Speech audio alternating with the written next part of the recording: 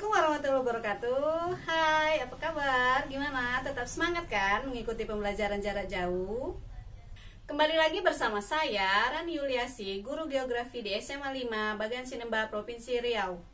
Nah, pada kesempatan kali ini kita akan membahas tentang potensi dan persebaran sumber daya alam. Sumber daya alam secara umum terbagi menjadi 3. Yang pertama itu adalah sumber daya alam yang tidak dapat diperbaharui. Yang kedua, sumber daya alam yang dapat diperbarui. Dan yang ketiga adalah sumber daya yang memiliki sifat gabungan. Artinya, sumber daya ini memiliki sifat bisa diperbarui, tidak bisa diperbaharui.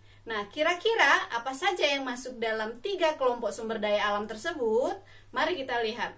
Pertama, kita lihat dulu sumber daya alam yang tidak dapat diperbaharui. Merupakan jenis sumber daya alam di mana proses pembuatannya sangat lambat dan jika digunakan secara berlebihan dan tidak dengan bijaksana, maka sumber daya alam ini akan habis.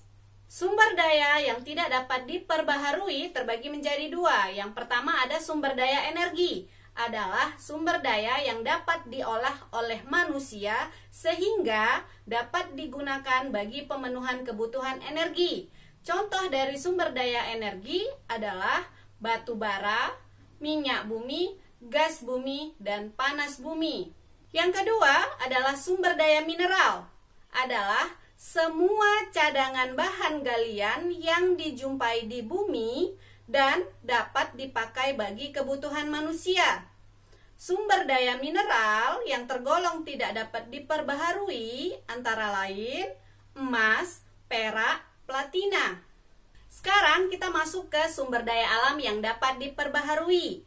Sumber daya alam yang dapat diperbaharui adalah sumber daya alam yang ketersediaannya di muka bumi ini akan selalu ada, sehingga manusia tidak perlu khawatir saat menggunakannya karena tidak akan habis. Contohnya air sungai, danau dan waduk, laut, angin, sinar matahari, udara, dan sinar bulan. Dan yang terakhir adalah sumber daya alam yang memiliki sifat gabungan. Yang pertama ada panen atau hasil panen.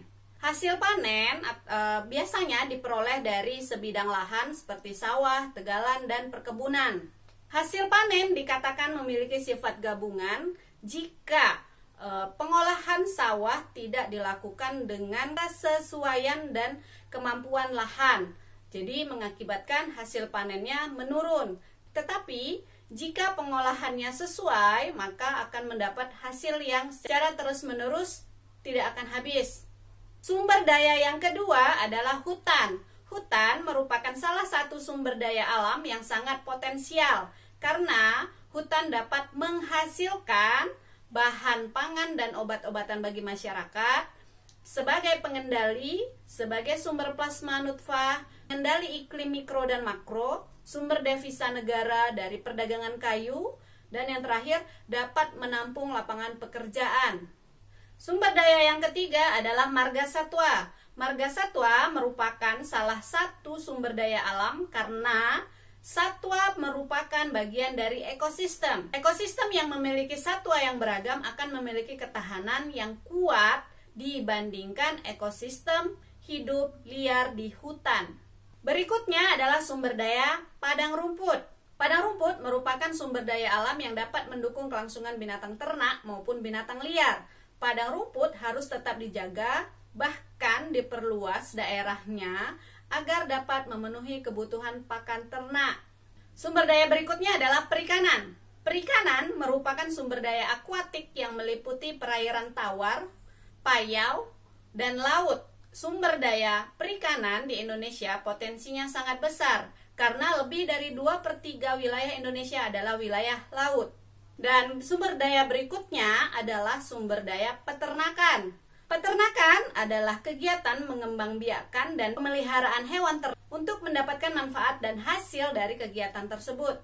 Hewan yang banyak diternakan diantaranya sapi, ayam, kambing, domba, dan kuda.